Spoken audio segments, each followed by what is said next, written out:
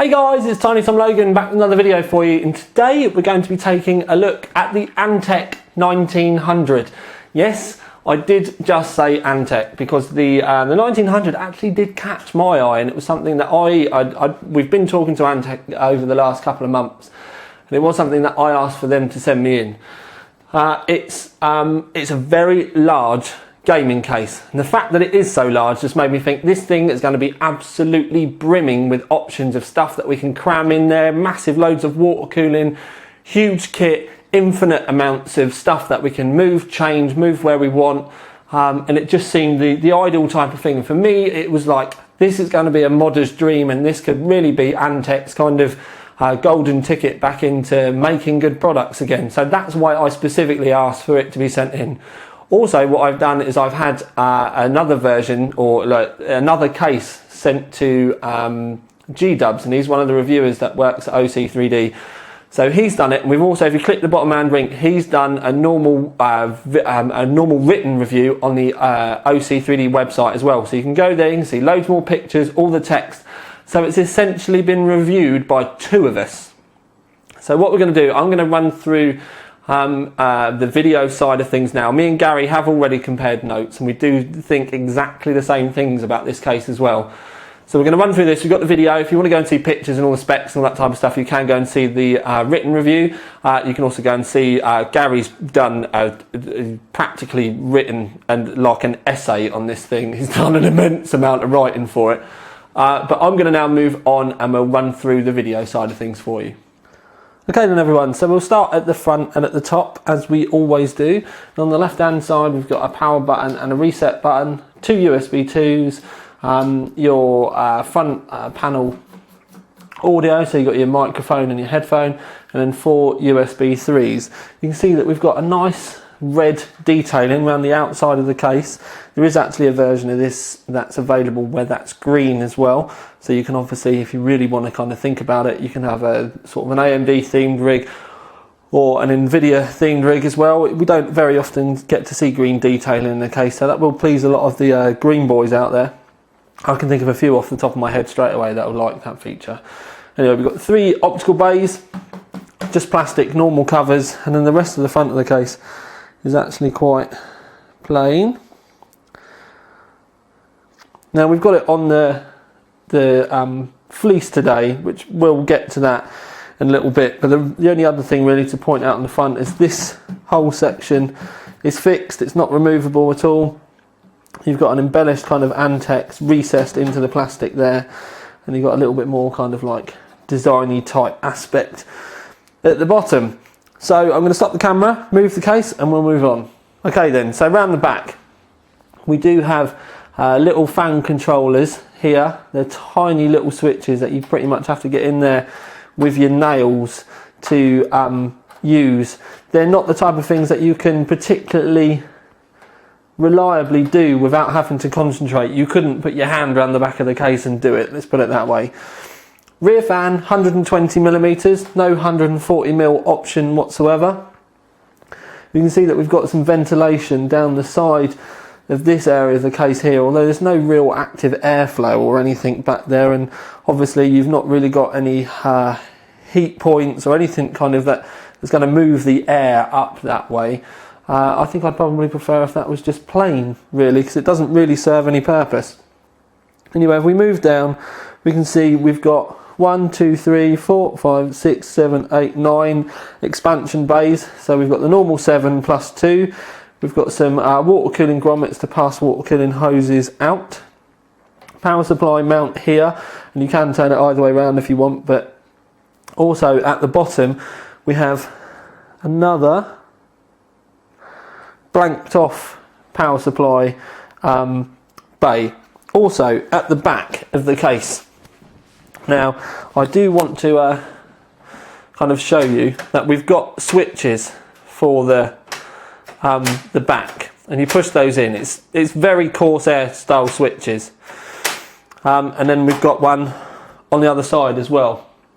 But on this side, as you can see, they can get stuck. If you push them down, they can get stuck anyway. This one's not too bad, but this one seems to get stuck a lot. Now normally when they get stuck, you can just kind of push them and they'll reset. But this one, you actually have to get your finger inside to release it, and it's really, really annoying. And I'm not, you know what I mean, I'm do it with my other hand, just to say I'm not messing about. They do just stick, and then you can't really get it out again from the outside, so you have to put your finger in from the inside and push it out. The other side does do it occasionally as well. It's not being too bad now. I've got it on the fleece. Again, I'll show you why in a minute, but one of the problems that I have found with the case is once you get it, oh, there we go. See, look, I've pushed the release flap in. Right, so I have to slam it shut. That side, you have to slam it shut. The fleece is going to hold it in place, but what we have found is a swift tap on the top normally, and these doors can fly open. So when you move it or you knock it, they can just go donk, and they can come open just on their own. I'm going to see if I can get this door. See, look, it's caught again. We will talk more about the side panels and stuff in a minute.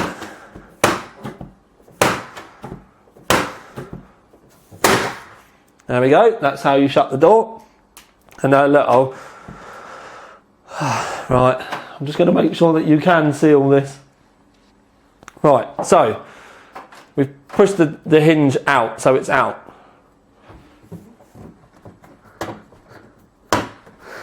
So you can't close it without pushing that button, okay?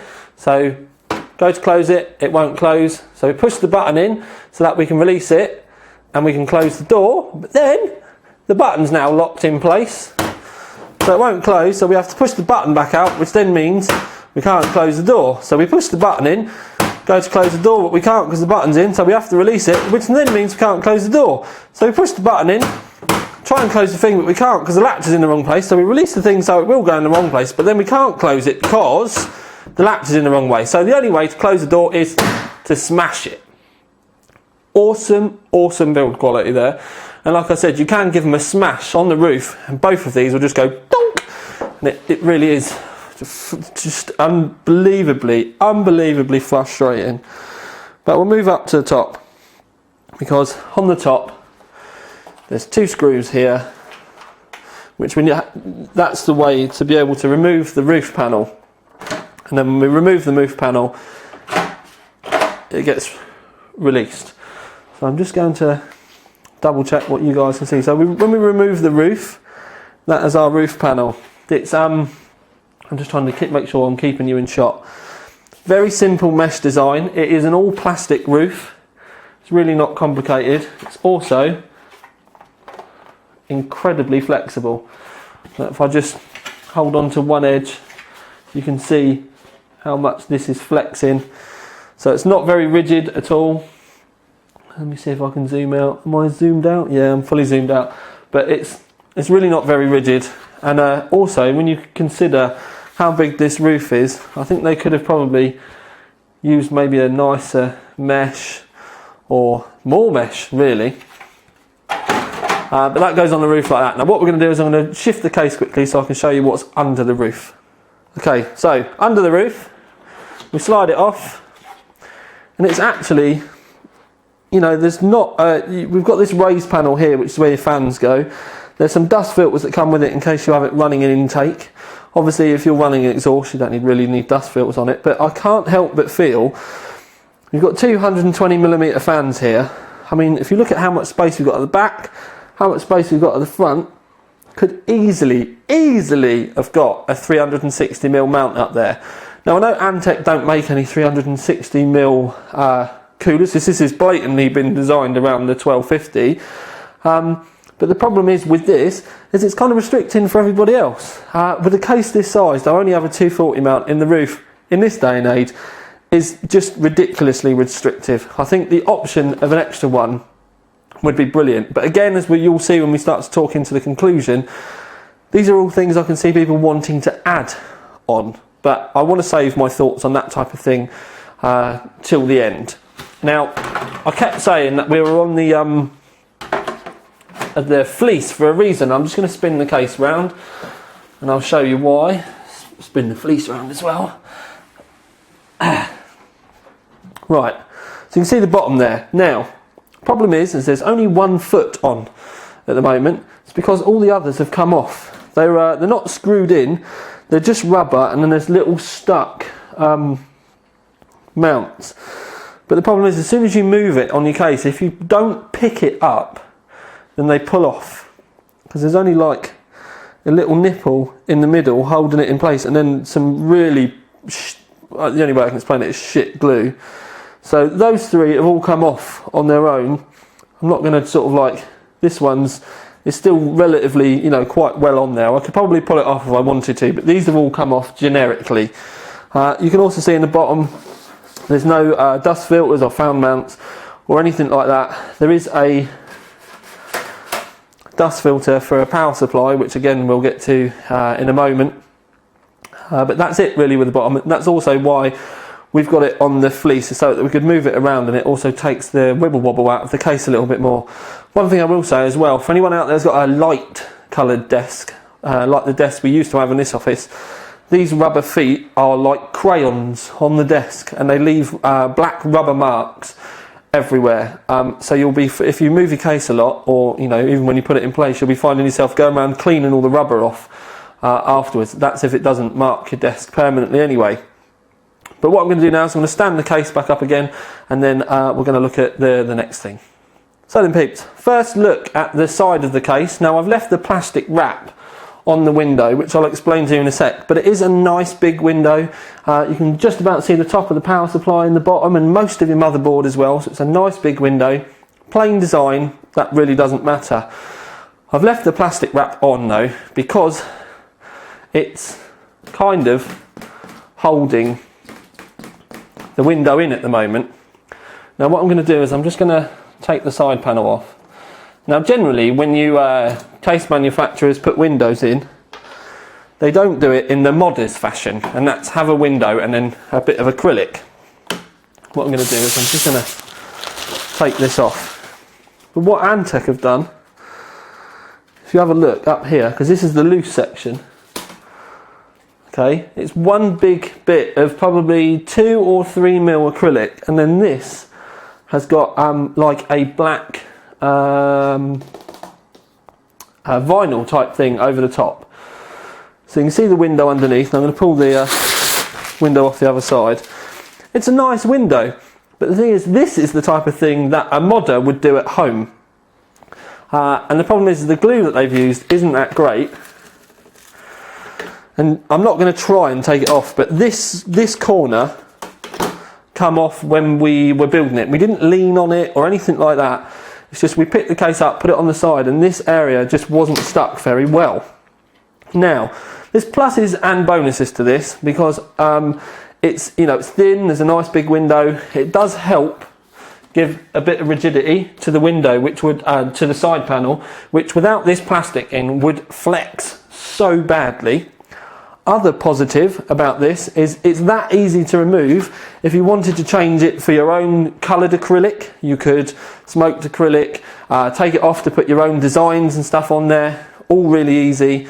So, you know, that side of things is all really good. But generally with manufacturers, when they put windows on, what they generally do is they're normally fixed, and quite a lot of the time they have like big edges on the edges of the acrylic as well, where little tabs come through to fix it into place. Now I'm not saying this is a bad idea doing it this way. In fact, like I said, this is alright. It's how we would probably end up doing it at home. It's just the fact that I'm not that keen on the fact that it's not that well fixed. So that's my gripe with this. They've not used good enough glue on it, or this one may just be a bad sample. If it is, all well and good, but it just needed pointing out. Now, so we've taken the side panel off. So we've actually used the Antec 1250 in the roof, because it's the latest AIO, and we wanted to, you know, make sure it could work in their own case. And it fits around the motherboard all right. The only problems that you may run into is if you had enormous RAM, but it's lifted away from the motherboard just enough. We've left the standard 120mm fans that are in there, because what we wanted to do, and I'm just going to shut the camera off and change angles so that I can show you this better. In fact, I might be able to do it that way. Yeah, there we go. Right, so I'm just going to go up into that top left-hand corner. Now, those cables that you can see are going to the fan controllers at the back. There's nothing there to do with the AIO cooler that we have fitted. Nothing whatsoever. This is all the cables, and this is how they are straight from the factory. If you don't have this in, Antec think it's acceptable to have all these right in the, you know, the main compartment of your case. Now, I've got a bit of a gripe with that, because I've got to be honest with you peeps, I like my rigs to, you know, look tidy. So that, for me, the fan controller is brilliant. But couldn't we have had it somewhere that was a little bit easier to use? If you want fan controllers in your case, normally you want them somewhere hidden in the front of your case, or in the front of your case, so that you can change stuff easily. Not have to keep standing up and fumble around the back of your case all the time. The fact that you have to fumble around the back of your case all the time is bad enough, let alone having all of this inside your case. And this, to me, looks like a complete utter beginner has built a case. But oh no, this is the way it's come from a well-known kind of, you know, manufacturer, a big name in a, you know, in the industry. Pretty much everyone knows who Antec are, yet they think this is acceptable. I personally don't. Also, while we've got the case on this side, I'll zoom you out again, and we'll look at the hard drive bays. So you've got your hard drive bays here. We've got 1, 2, 3, 4, 5, 6 hard drives that we can fit in the front. There's also a couple of solid state drive bays at the top, and the way they've kind of got the solid state drive bays is they've added this bit of metal in to shorten it. I think this should be like an add-in option rather than a fixed riveted point in the front of your case. Also, these hard drive bays can't be removed. This is a structural part of your case here. Everything's riveted in. So if you wanted to fit a water cooling radiator or whatever in the front of this, or, you know, not use your hard drives at all and you wanted an open plan, you'd have to get your drill out to remove all of this, and it would mean all of your optical bays and everything going as well. Also, as you can see, we've got the old fan facing up. There are vents in the bottom of the case. So if you turn it the other way around, like you would expect to, or at least be able to, but anyway, it doesn't matter. There's vents there, so if you turn the power supply around there, you can have the fan still be able to breathe. But when we open the bottom section of the case, we find more hard drive bays. We've got another 6 here in total. These are, again, all fixed.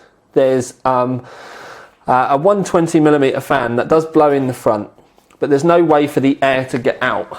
They have put some sound deadening foam on the bottom. It's a reasonable quality as well. I don't dislike this, but there, apart from this filter at the bottom, there is no you know, direct airflow path out of the case whatsoever. So you've kind of then got to hope that it may find its way out of the back panel at the top, but there's no real kind of like, there's not any like direct path for the air to pass out whatsoever. You can fit another power supply down here, as I've said, but there's all of these hard drive bays are fixed. So if you wanted to do anything other than put hard drives in the bottom of this case and a power supply, you're going to need to get your modding tools out. So it's actually quite restrictive. Now I've got to remember, and that's how you do that. Again, I'll show you from this side. Right, so I've released it, but then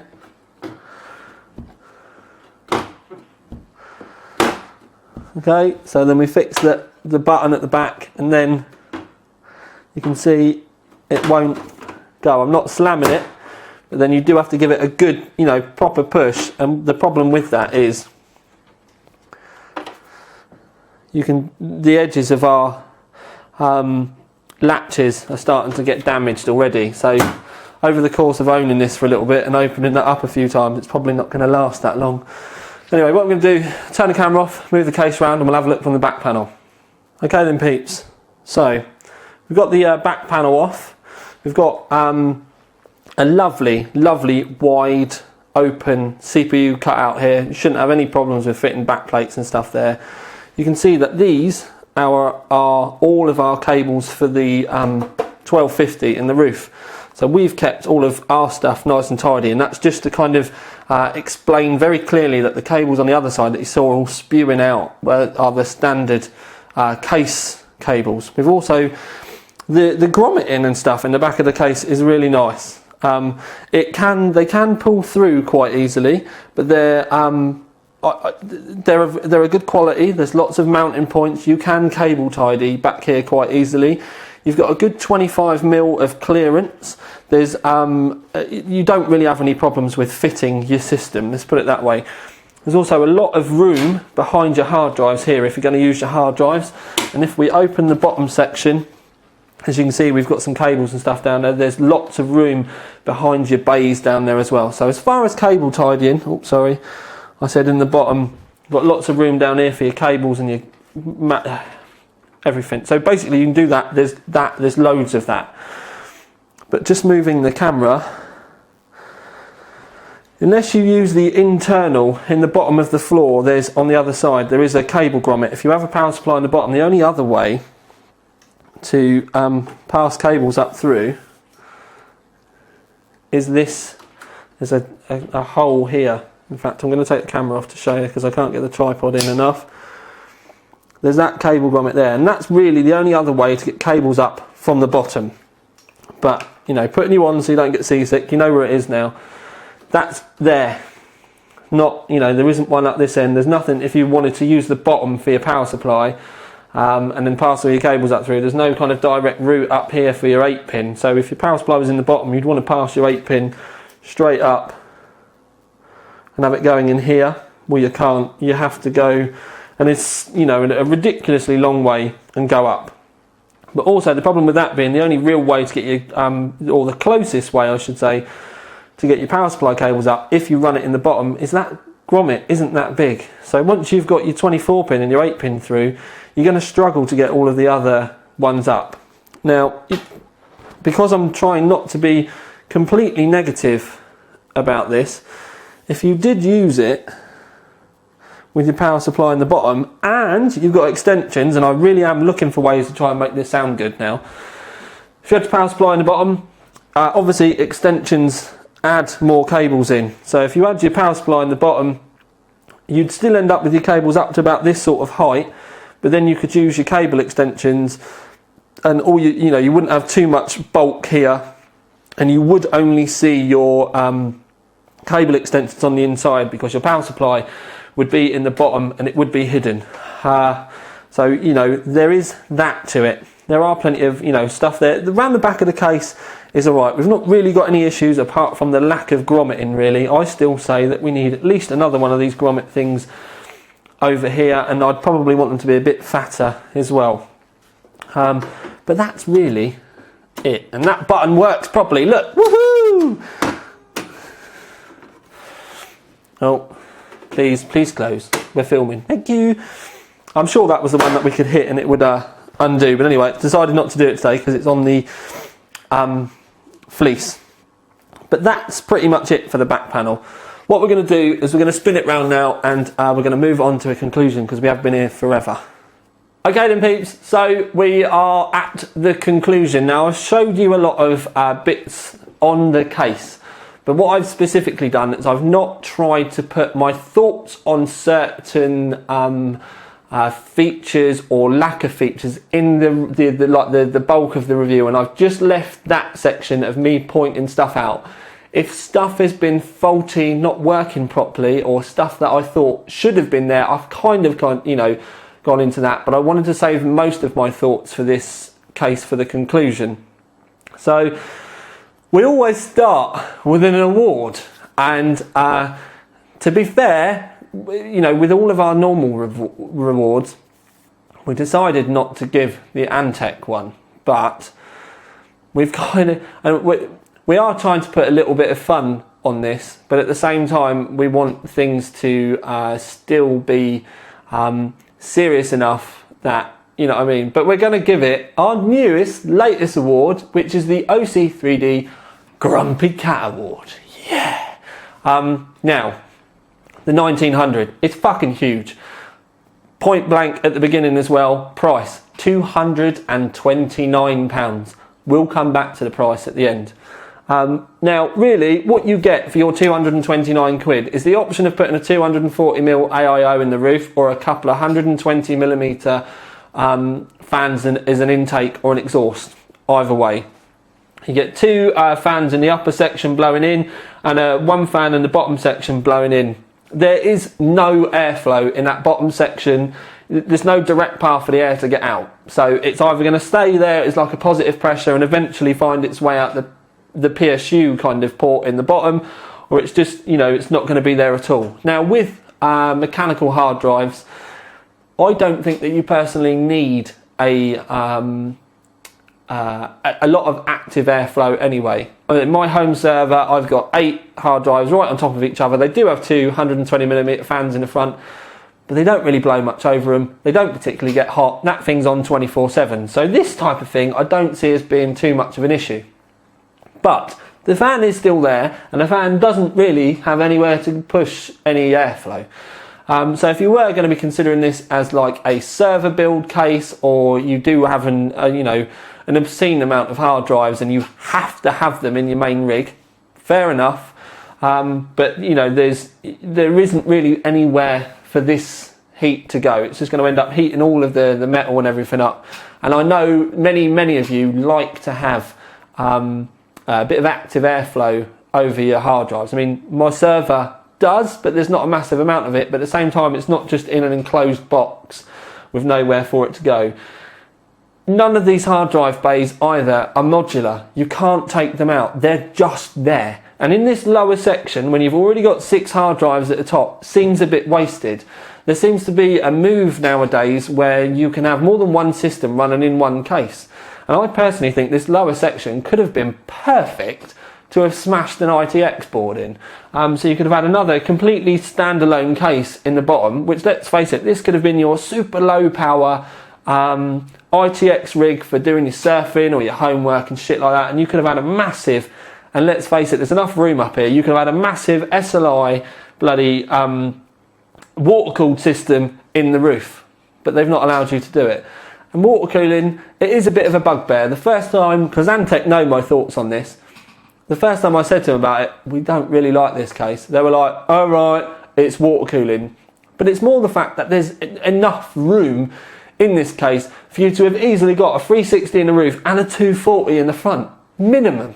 And you know, that's just a little bit of design needs sorting out. So you could easily have had that. The cable routing around the back isn't brilliant, and by the cable routing I mean to bring your lower power supply into play and bring it up. If you want to use this midsection, then you know, you're not going to have too many problems. One thing I will say is if you do put a power supply in the bottom, you are probably going to need some kind of extensions, at least for your 8-pin, to get the 8-pin up, because it's fucking half a mile up here and I've not seen any power supplies that will ever do that. So you would need to consider that.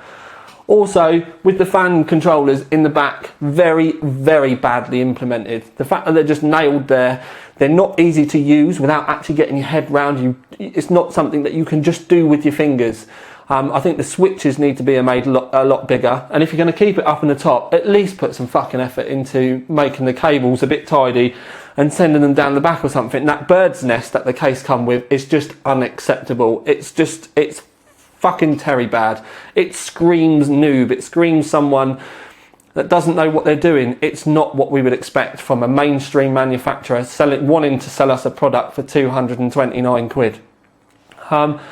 But trying to put a positive spin on this, other than the fact I think it's more than twice as expensive as it should have been, is that because it's so fucking terribly put together, and I think with the design on this, and it happens a lot, companies like NZXT have stepped up to the plate recently and their designs have come on in leaps and bounds. The H440, you can tell that thing has been designed by an enthusiast. I know the enthusiast on Facebook. He's a fucking good bloke. He likes his computers. You can tell that in the case designs. Corsair cases. There's nothing that you could really want to do with those cases that they're not really giving you the option to already. If there's enough room to put a radiator in, there's a radiator mount there. If there's enough room for something in the bottom, you can put it there. If you might not possibly want a hard drive bay there, you can remove it. That's the type of, you know, the big case manufacturers, they try and give you options for everything. Antec have kind of not. This is like so restrictive, it's almost like having a hangman's noose around your neck. But because of that, and this is me literally searching, and I do mean positively fucking racking my brains for nice things to say about it, is if you're mad enough that you like the look of it, because to be fair, that front panel is about as good as the case gets, and I like it because of that. But the rest of it's so bad, you've actually got a case that you can make unique, as in from a modest standpoint. And I don't mean, you know, there are some really, really gifted people that can take the most option-strewn cases and make them look immensely pretty. But there's so much wrong with this thing that people with half a brain, like me, look at it and go, I could put that there, I could put that there, I could cut that out, I could actually make that where it should have been, I could have, you know, given you, and you can basically deconstruct the case and put it all back together again so it looks pretty. I mean, like, just because it's easy for me to get, this roof panel, for me, screams, I want to end up getting a bit of aluminium made up, aluminium. I want to get a bit of alley cut up that would bolt in on the top of this, which would then be a really nice, I'd probably go stainless where there's so much black plastic, but a really nice grille all the way down this, and then I would cut the roof so that I could put a 360 in, have the fans underneath the roof. The fans don't need to go in this mesh, so that would be there. So you'd have a nice feature bit of mesh, 360 rad in the roof, and there would be enough room up there for you to get a decent sized radiator and a single set of fans. So, you know, this is the type of thing I'm saying about.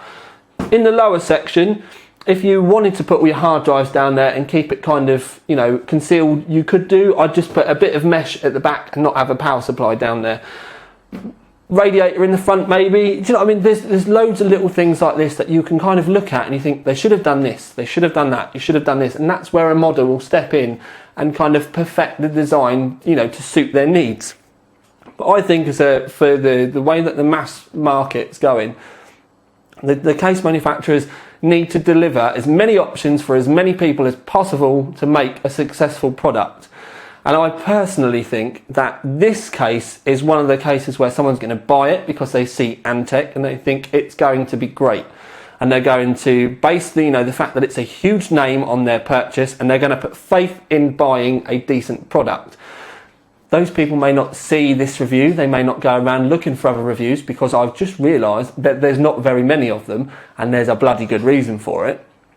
But those people are then going to buy that, and then they're going to, as their knowledge of the other cases on the market, you know, builds and grows, they might see their friends with a case, they might see builds on forums and stuff, they're then going to learn that this is hella restrictive. I mean, it's a fucking expensive server case, really, when you think about it, and it's not even a particularly good one of those. But they then realise how restrictive this is, and that will be the point that new customer will turn their back on Antec and move on to other brands. And that's a sad thing, because with people like this, you want to grab hold of them and go, we've got this fucking awesome case, and that's why you need to be buying all our future ones. And it's a real big letdown for Antec. So I'm hoping you can see that, you know, my points are valid. There's a lot wrong with this case. There's a lot they need to get right. The buttons at the back, I mean, that's inexcusable. That's just bad quality control. Gary, or G-Dubs rather, he's had several, problems with his switches as well. And like I said, when it's not on this fleece, because the fleece is holding the bottom of the door, you can, on the top of the case, or rock it, and both the doors just go punk, and they fall open, because there's actually a bit of twist in the case. So there's lots of things that aren't quite right. So I'm hoping Antec, please don't take this as a personal attack. Don't take this as me not liking your brand because I asked to review this because I actually thought it looked half decent. Please take all these items that I've brought up as constructive criticism. You can go away and, keeping the external looks and everything together, because it was that front that sold the case to me in the first place, and I actually wanted the green one as well. But anyway, go and sort the internals out. With a little bit of thought, you could get a decent case here. And I personally think, as I was saying before about manufacturers having enthusiasts designing cases, I personally think that the person that designed this case doesn't really give a shit about computers that much, because you can see all they've done is added features that they think is needed, and they don't fully understand the market properly. So they are a good designer, because, you know, being able to design a case that all fits together and works is great, but it's the small details that differentiate a good manufacturer from a great manufacturer. And that's why I think NZXT have taken that giant leap so much of late. And that's mainly because their designer they've got someone else on the design team, and it shines through.